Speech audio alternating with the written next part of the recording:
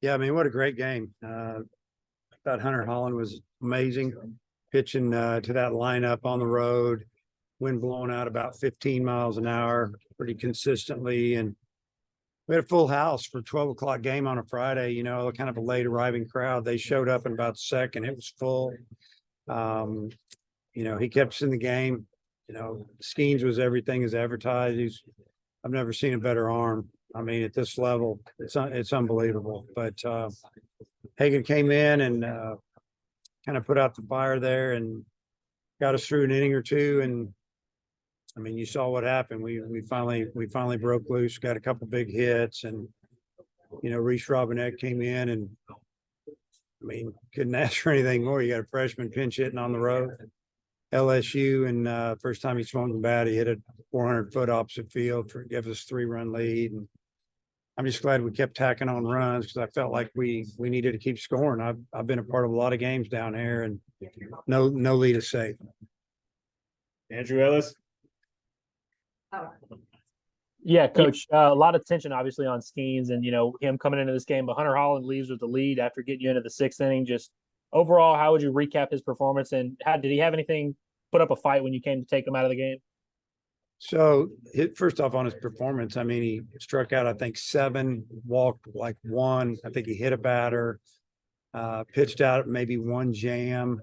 He was up to like 87 pitches, and they were getting ready to see him for like the 3rd time. And when the top of the order, Cruz and White and some of those guys with big power, I just felt like I needed to get him. And when I come out, that means they're coming out of the game. So he didn't fight me. He started walking down the mound to give me and was going to give me the ball. Obviously, he would have liked to have stayed in the game, but he wasn't arguing with me or anything. And I told him, I said, hey, stay up here for a minute. I want to talk to you. And I just told him that he did a great job. And, this is how we had planned it out. And he was in the upper 80s in pitches, and, let Hagan take it from here. But he had a great outing.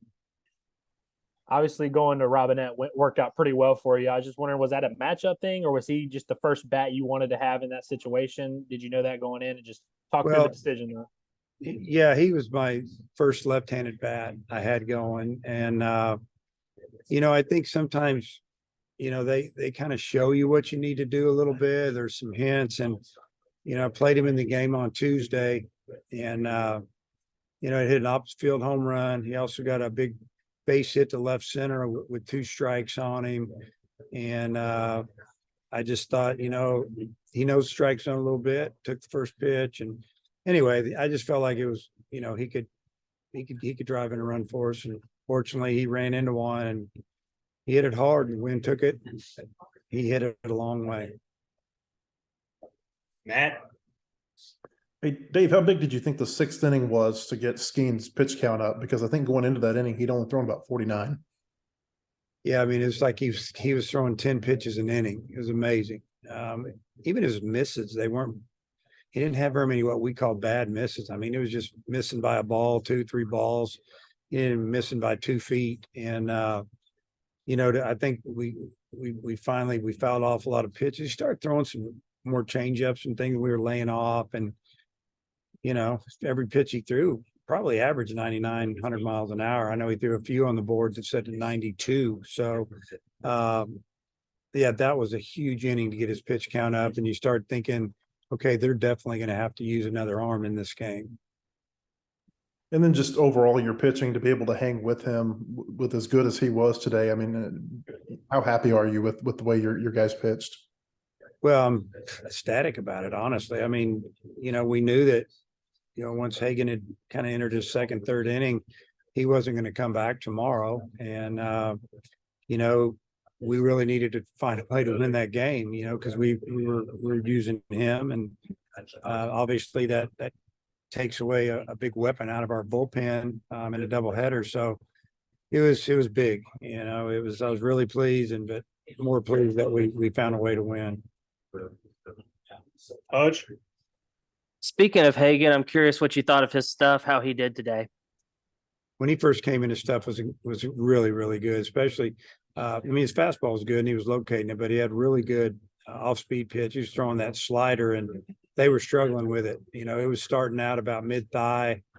I think they kind of saw it as a fastball a little bit, and they'd swing a thing and run away from them, those lefties. And, a few of the righties were swinging over it. And as he got tired, after they see him a little bit, it started elevating. But his stuff, the first couple innings was really good. At the end, he was on fumes, and we had a big lead. We didn't want to bring in another pitcher with what we have ahead of us tomorrow. I mean, we have at least 18 innings tomorrow. So for him to find a way to finish that game, that was big for us. And y'all were already up 4, but to get the grand slam by Diggs, considering how dangerous LSU's lineup is, how big was that? It was huge. I mean, I told the team after the game how, one pitch here, one swing there can change the game. It can change the series. It can change how you manage things. And then I brought up, Kendall Diggs, we have 4-run lead. Game's not over, and 2 outs, 2 strikes, and he hits the ball in the seats. Also, we got 8-run lead, and gave us a little bit. He gave us a chance to maybe sit somebody down in the bullpen that we're going to use tomorrow. Daniel. Coach, have you talked to the guys kind of how they plan to mentally reset, or how you've told them to mentally reset, especially after like Yeah. 2.5 hours of adrenaline pumping stuff for 18 innings? Yeah, I mean, we talked after the game today. That was a really good win. A lot of good things happened, and how we hung in there and we fought and playing in a tough environment. But we, at the same time, we still haven't won the series. And, I like the way that after the game, when the game ended, we didn't just go crazy and start celebrating. We know that it's just a game, and, we got 26 more conference games, but we got 2 more tomorrow. So, just enjoy it a little bit and learn from it and try to get ready to play. Dudley.